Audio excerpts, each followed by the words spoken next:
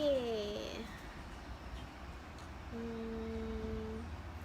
Okay, hari ni kita start lewat sikit live hari ni. Okay, hai, Assalamualaikum, selamat tengah hari dan selamat sejahtera. Okay, kembali semula dalam live untuk hari ini. Macam yang anda lihatlah sekarang, hari ini saya live seorang diri. Tak ada Cik Nurul hari ni sebab Cik Nurul cuti. Hai untuk yang baru masuk tu, boleh share lah untuk orang lain masuk semula sekali. Patutnya live tadi start pukul 12 tapi terlambat sikit sebab ada masalah teknikal. Okay, so kita start pukul 12.30, lambat sikit lah. Okay, hari ni kita nak cakap tentang apa?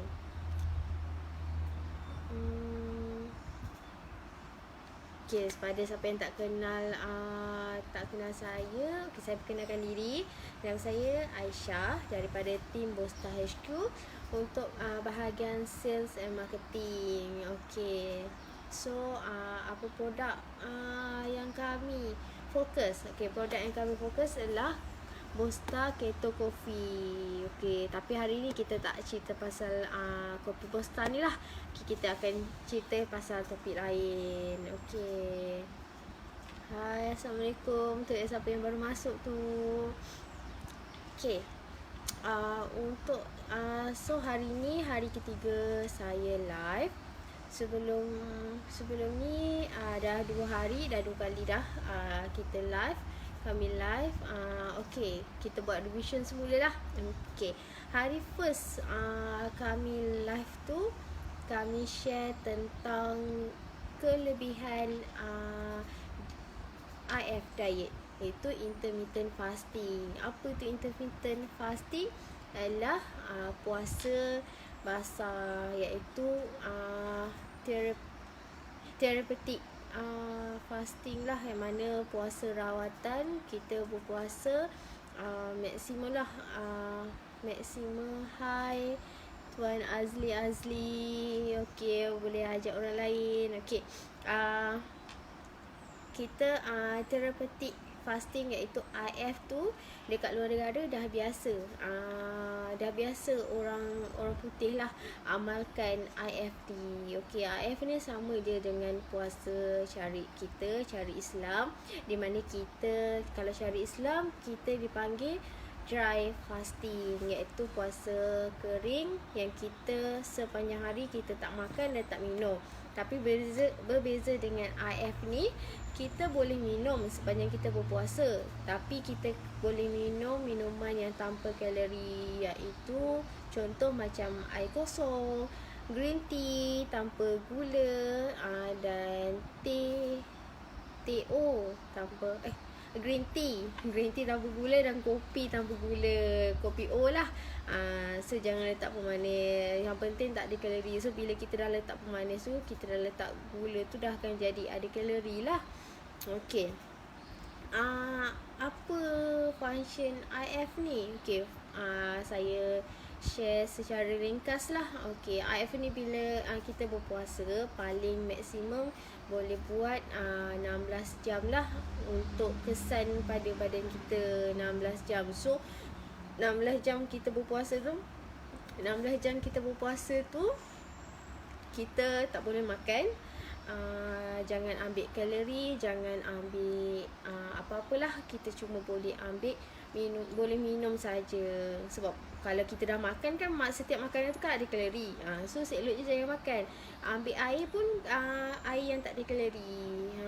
So kiranya kita bagi badan kita rehat lah. Sebab bila buat IF ni, kita punya dalaman, organ dalam kita boleh berehat tau. Sebab bila kita makan, setiap organ dalaman ni akan berfungsi, akan bergerak. sebab dia akan dah hantar signal dekat otak. So semua organ tu akan berfungsi, daripada start dalam mulut, masuk dekat tekak, sampai ke perut, semua akan berfungsi untuk bekerja, untuk proses makanan tu. So macam kalau contoh dekat dalaman kita ada masalah apa-apa, so dalaman kita tak boleh, organ kita tak boleh nak fokus tau, sebab dia dah fokus untuk cerna makanan tu, makanan yang dah masuk dalam kita. So macam saya cakap lah sebelum ni, kalau buat IF, apa benefit IF ni? Sel kita akan diperbarui, sel kita akan di-repair. Sebab apa di-repair? Okey, kalau contoh kita makan tu, makan yang benda yang tak sihat, tak kisahlah benda tu makanan berminyak ke, fast food ke, benda tu tak sihat. So dia akan bagi keradangan dekat salur darah kita. Jadinya bila keradangan tu berlaku, sel kita akan bila berlaku keradangan, sel kita akan luka lah kan. Jadinya dia tak boleh fokus, tak boleh nak baiki kerosakan tu, luka tu. Jadinya bila kita makan, organ lain tu akan fokus untuk cerna makanan kita. Jadi macam mana salur darah tu nak di-repair. Jadi bila kita makan, sel darah tu dapat di-repair lah, dia dapat fokus untuk repair kita punya luka tu. Okey, yang kedua, hormon growth hormon kita akan berfungsi lah dengan baik. So macam bila kita berpuasa, contohlah macam kita memang daripada kecil growth hormon kita memang dah ada, tapi bila kita makin besar, growth hormon tu berkurang. Sebab apa berkurang? Sebab daripada cara pemakanan kita lah, apa yang kita makan dia akan efek pada hormon kita. So macam bila kita tak jaga pemakanan, growth hormon tu akan berkurang. So bila kita berpuasa, dia akan bantu hormon tu untuk dibaiki dan akan menambahkan semula hormon kita. Okey, itu seberingkas lah kebaikan IF. Okey, hari ni kita sebenarnya nak cakap tentang apa ya? Okey, siapa baru masuk tu? Hai Puan Syawaliza, hai Puan Lizahani. Okey, kejap LP ni dah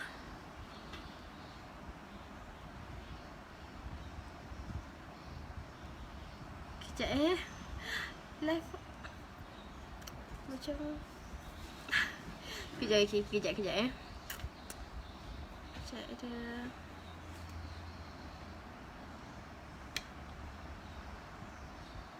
macam mana start dia lagi. Okey, kejap kita ada masalah teknikal pula. Okey,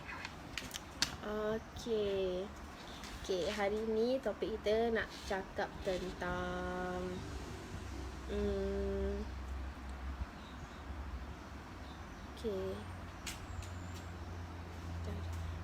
topik hari ni kita nak cakap tentang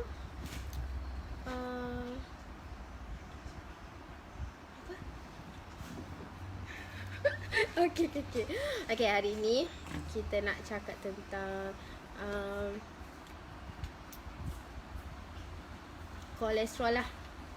Okey, kolesterol ni macam topik menarik sikit, kita nak bincangkan. Sebab orang selalu takut, memang orang akan selalu takut dengan kolesterol. Sebab apa orang takut dengan kolesterol?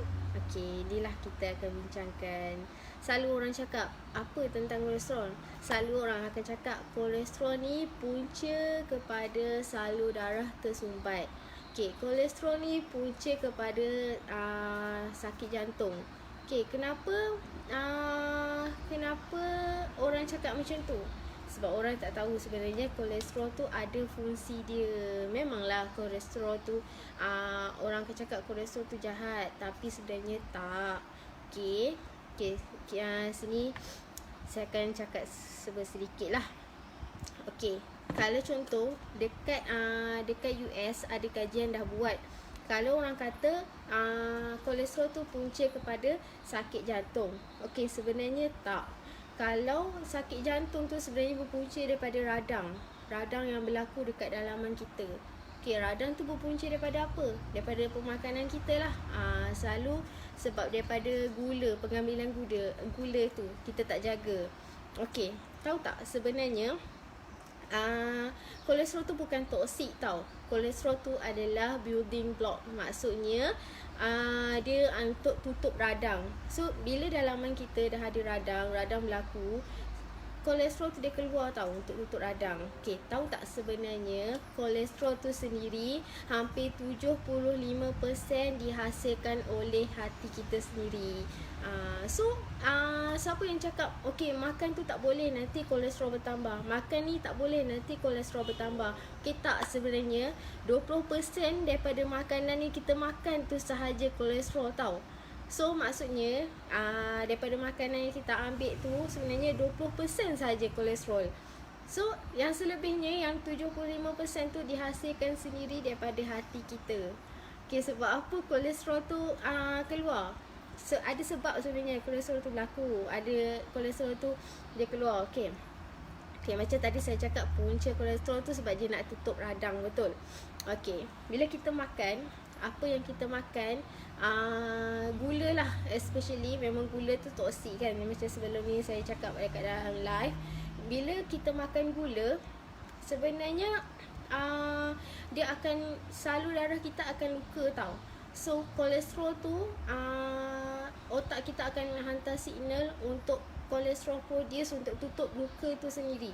So macam kita perasan tak bila kita terluka, kulit kita terluka, kan akan ada lapisan kulit yang akan tutup luka kita tu kan. Sama lah juga macam kolesterol. So kolesterol tu dia tutup luka tu. So apa yang menyebabkan kolesterol tu makin tebal? Sebab kita makan gula. Bila kita makan gula, asyik makan gula tu yang radang tu bertambah.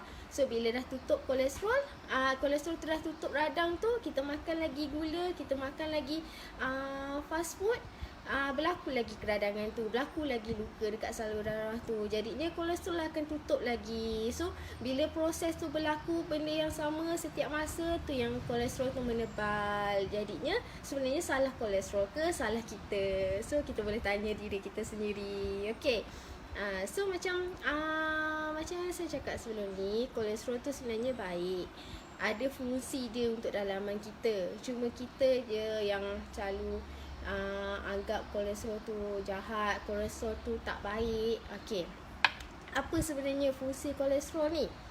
Okey, yang pertama, kolesterol tu sebenarnya berfungsi untuk hormon lelaki dan perempuan. Sebenarnya hormon lelaki dan perempuan tu dibina oleh kolesterol. Okey, sebab apa? Sebab kalau contoh macam kolesterol kita kurang, hormon kita akan terjejas tau. Hormon apa? Hormon kesuburan. Okey, bila contoh macam kolesterol dalaman kita kurang, kolesterol kat dalam kita kurang lah, dia akan jejaskan kita punya hormon kesuburan. Tak kisahlah lelaki dengan perempuan, memang hormon kesuburan tu dihasilkan oleh kolesterol. Okey, yang kedua sebenarnya bila kolesterol dekat dalaman ni, dia berfungsi untuk convert bila kita bila kita kena matahari, matahari tu akan convert kolesterol untuk jadi vitamin D. Okey, apa tu sebenarnya vitamin D? Tahu tak vitamin D tu sangat penting untuk kita punya tulang.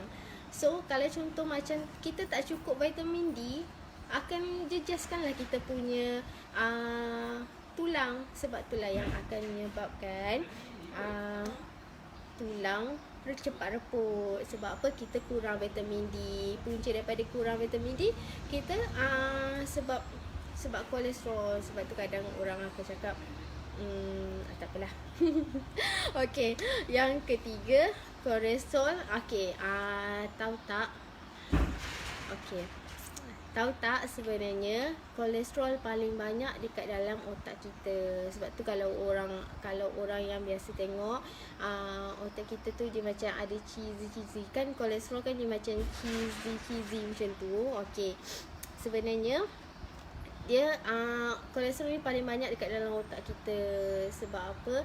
Kalau contoh kolesterol tu kurang, dia akan jejaskan kita punya ingatan, dia akan jejaskan dia akan menyebabkan kita punya ingatan berkurang dan akan menyebabkan punca terjadinya penyakit Alzheimer. Okey.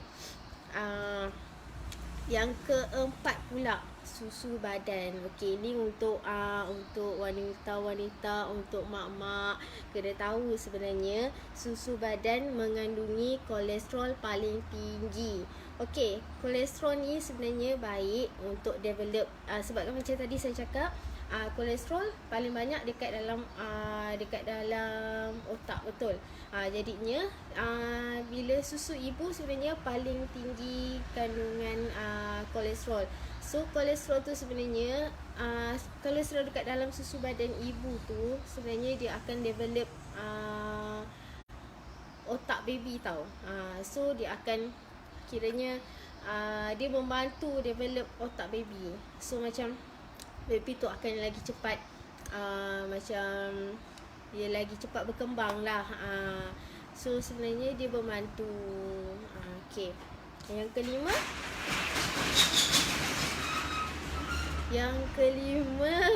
okey. Yang kelima sebenarnya urat saraf kita daripada kolesterol. Okey. Kalau contoh kolesterol berkurang, terperasan tak badan kita selalu rasa kebas-kebas. Ada bahagian anggota badan kita rasa kebas-kebas.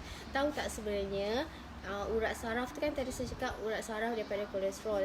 Jadi dia bila kolesterol berkurang tu yang akan menyebabkan rasa saraf kita rasa kebas-kebas. Ada bahagian yang kita rasa kebas-kebas. Sebab apa? Kolesterol dah berkurang. Jadinya janganlah anggap kolesterol tu jahat. Jangan anggap kolesterol tu tak baik. Sebenarnya kolesterol tu ada fungsi-fungsinya dekat dalam badan kita. Kalau tak, kenapa macam saya cakap tadi, kenapa badan kita sendiri, dalaman kita sendiri produce hampir 75% kolesterol tu. So jadinya bolehlah kalau macam saya cakap tadi, hati kita sendiri yang produce kolesterol. Jadinya memanglah kita memang kena jaga makan. Kalau contoh macam selalu orang cakap lah daging kambing, betul. Okey, memanglah daging kambing tu akan menyebabkan kolesterol bertambah. Tapi so bila dah dengar tadi kata dalaman kita sendiri yang hasilkan kolesterol, janganlah kata kita nak makan daging tu setiap hari, cuma berpada lah. Macam contoh macam seminggu sekali ke, 2 minggu sekali ke, at least kita ada makan untuk kolesterol. Sebab 20% daripada makanan yang kita makan tu hanya 20% saja kolesterol yang diserap. Selebihnya dibuang lah. Sebab hati kita sendiri memang dah produce kolesterol banyak. Okey. Kenapa yang menyebabkan bacaan kolesterol dekat dalam badan kita ni tinggi? Sebab dalaman kita macam saya cakap tadi, kolesterol ni dia terhasil sebab dia nak tutup radang, betul, dekat salur darah kita. Jadinya bila bacaan kolesterol tinggi, itu bermaksud berlaku banyak radang dekat dalam salur darah kita, berlaku banyak luka dekat salur darah kita. Jadinya janganlah salahkan kolesterol tu. Kita sendiri yang kena jaga pemakanan kita. So kalau boleh kurangkanlah. Paling utama punca radang tu sebab pengambilan gula. So kalau boleh kurangkanlah pengambilan gula. Kalau boleh cut, terus cut je pengambilan gula tu. So nanti macam badan kita dia boleh fokus untuk repair salur darah tu. So bacaan kolesterol tu mungkin akan berkurang. Dia so macam tak adalah kolesterol tu diproduce lebih. Sebab dia dah detect salur darah kita tak banyak ada radang, tak banyak berlaku luka. So dia takkanlah produce lebih kolesterol tu. Okey. Sebab macam saya cakap lah tadi, kolesterol tu fungsi dia untuk tutup luka kan. Sebenarnya kolesterol tu baik sebab dia jadi penyelamat pada kita. Sebab bila ada luka dekat keradangan tu, dia nak tutup radang tu. Tapi yang menyebabkan dia tak elok sebab dia produce lebih. Maksudnya banyak berlaku keradangan. Itu yang tak elok sebenarnya. So jangan anggap kolesterol tu tak baik. Kolesterol tu jadi tak baik sebab berlaku banyak keradangan, sebab kita yang tak jaga makan. Okey, tapi yang sebenarnya kolesterol tu baik sebab dia penyelamat untuk kita. So kalau nak makan tu boleh, tapi berpada. Macam paling utama, kalau boleh cut sugar, kurangkan pengambilan gula, kita kurangkan. Kita gantikanlah dengan pemanis yang dibenarkan. Okey. Okey, faham? Okey, jelas. So lepas ni kalau bila buat cek kolesterol, bacaan kolesterol tinggi, kalau boleh janganlah, bukan kata jangan ambil ubat kolesterol, boleh untuk kurangkan bacaan kolesterol, tapi kita sendiri apa yang kita makan tu sebenarnya kena jaga. Okey, bila kita dah jaga makan, daripada situlah sendiri bacaan kolesterol tu akan cantik.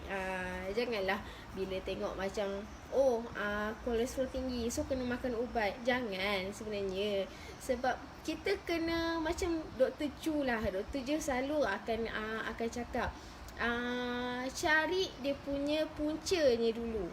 So kalau contoh macam okey, kalau contohlah benda tu rosak, kita cari dulu rosak tu sebab apa. Janganlah terus tampal je. Okey, jadinya usaha kita sendiri kena cari punca sebab apa. Bila kolesterol tu bertambah, so kita kenalah cari punca apa. Mungkin dalam minggu ni kita makan tak jaga, makan benda manis berlebihan, kita makan fast food je setiap hari. Itulah sebenarnya punca dia. So kita sendiri yang kena cari inisiatif untuk kurangkan bacaan kolesterol tu. Okey. Okey. So macam saya cakap lah tadi, bila macam orang kata macam alah kena kurangkan gula ke, alah tak boleh ambil benda manis ke. Okey, boleh sebenarnya, tapi gantikanlah dengan pemanis yang dibenarkan. Okey, kita sendiri dekat dalam Malaysia ni sebenarnya banyak je pemanis yang dibenarkan, pemanis semula jadi yang dibenarkan. Okey, yang kebiasaan yang famous lah, orang selalu sebut stevia. Okey, stevia sebenarnya kita ada macam topik pemanis ni. Sebenarnya kita ada banyak kategori pemanis tau, tapi nak cakap sekarang memang tak sempat lah. Okey, mungkin saya akan cakap kategori pemanis tu hari esok. Okey, sebab kita ada kategori pemanis dia ada 6 kategori. So macam setiap kategori tu sebenarnya ada kebaikan dia, ada keburukan dia. Macam saya cakap tadi, kita gantikan dengan pemanis semula jadi. Yang paling famous stevia, betul. Tapi sebenarnya ada lagi lain. Contoh macam monk fruit orang tak biasa dengar. Erythritol dengan lanhangua. Okey, yang tu sebenarnya tapi orang jarang dengar sebab kita tak didedahkan sangat dengan pemanis semula jadi tu. Yang paling famous stevia lah. Okey, jadi kita ambil stevia, tapi nak ambil stevia pun kena betul-betul cari, sebab ada je yang dekat luar sana yang dia jadikan pemanis, dia jadikan stevia tu dekat luar tu dia tulis kat situ stevia, tapi sebenarnya kandungan dekat dalam tu tiruan. Okey, nanti esok lah, macam saya cakap, esok saya akan bincangkan topik pemanis semula jadi ni. Betul, kategori pemanis semula jadi ni. So esok saya akan terangkan lagi detail apa kategori-kategori pemanis ni, apa yang orang macam saya cakap tadi, stevia tiruan tu sebenarnya ada sebab famous, memang ramai yang ambil stevia tiruan ni. Tapi saya akan cakap esok lah. Saya akan bincangkan topik ni esok. Okey, mungkin bolehlah set untuk ingat. Mungkin esok saya akan live dalam pukul 11 11.30. Okay, nanti bila keluar notification tu, cepat-cepatlah terus masuk share dengan orang lain supaya orang lain tahu sebenarnya kategori pemanis ni ada kategori-kategori je. Okay, macam kalau boleh apa yang kita kurangkan. Okay. Hai Suri SB, hai Suriana, hai Syedwi Trizani, hai Widuri Juso. Okay, dekat IG pun kita ada. Hai Cik Izwan, hai Syuin. Okay. Okay. So macam tadilah saya refresh balik. Lepas ni kalau contoh anda semua buat ujian bacaan kolesterol, kalau bacaan tu tinggi, jangan terus ambil ubat. Memanglah ubat tu untuk kurangkan bacaan kolesterol, tapi kita kena cari dulu punca sebab apa kolesterol itu bertambah. Okay. Okay, so setakat tu saja. Saya ada nak share tentang tips sikit lah. Okay, tips. Tak ada tips apa pun sebenarnya. Tips pasal tentang marketing. Okay, marketing. Hai Suriana. Okay, apa tu marketing? Okay, marketing. Okay, macam yang anda tengok sekarang ni. Macam yang saya tengok sekarang ni. Syazrizal. Okay, macam yang anda tengok sekarang ni, saya pun tengah buat marketing.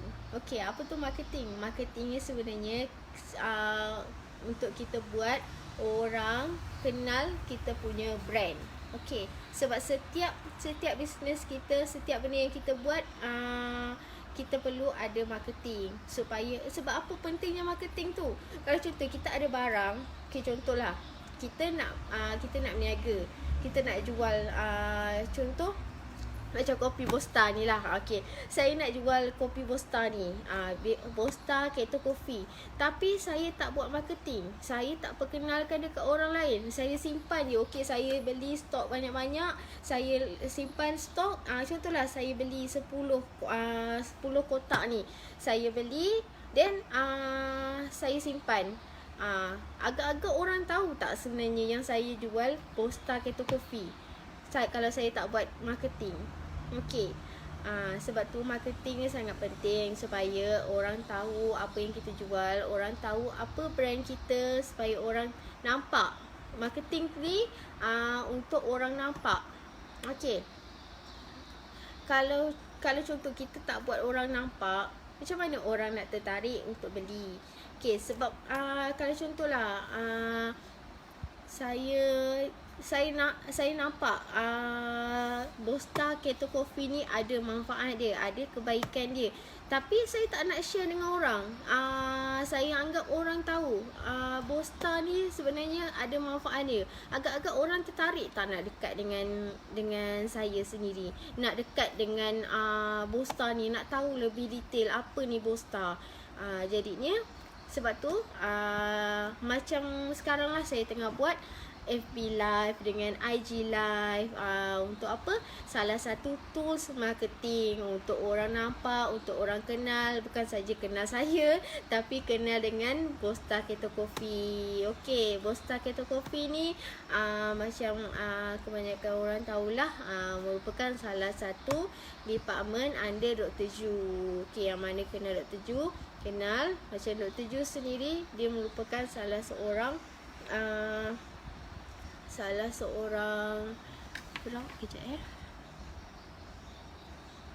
Okay, dia merupakan salah seorang doktor yang dalam bidang functional medicine. So macam kepakaran dia untuk buat salah satunya untuk orang okeylah, macam kami punya misi Dr. Ju membantu seramai 100,000 orang pesakit kencing manis untuk tidak bergantung pada ubat. So macam misi Dr. Ju sendiri untuk orang ramai, especially pesakit kencing manis, untuk tidak bergantung pada ubat lagi. Jadi kita daripada situlah yang kena buat marketing supaya orang tahu apa misi, apa visi Dr. Ju. So macam saya sekarang ni Bosta Keto Coffee.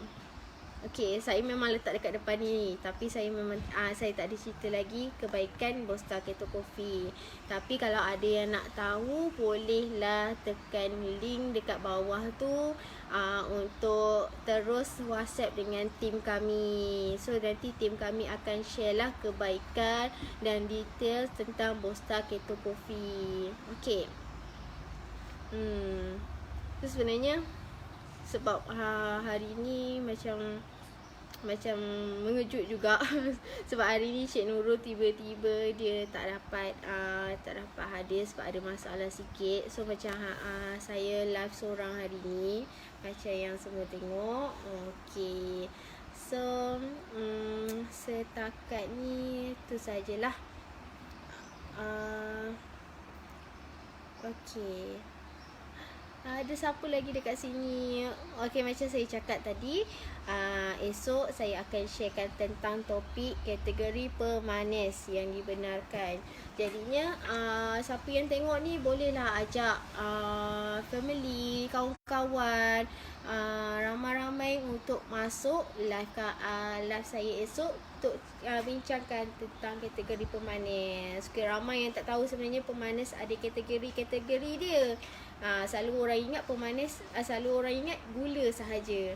Gula. Okey. Selalu orang anggap gula sahaja pemanis yang ada.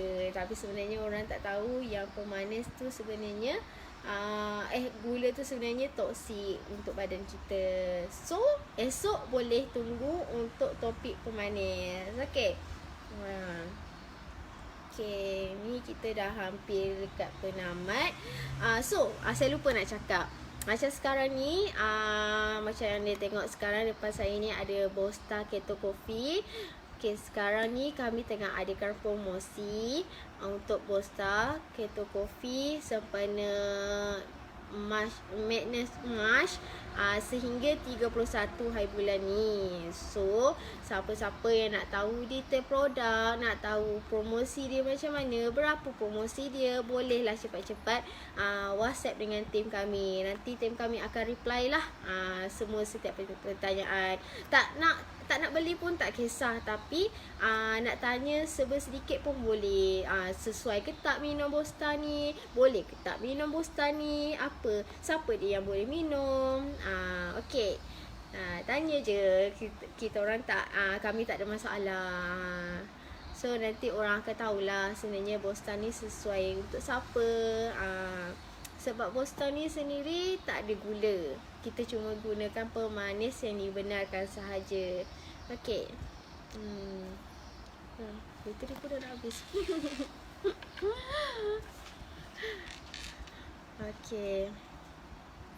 Okey, kita pun dah nak habis masa. Sekian.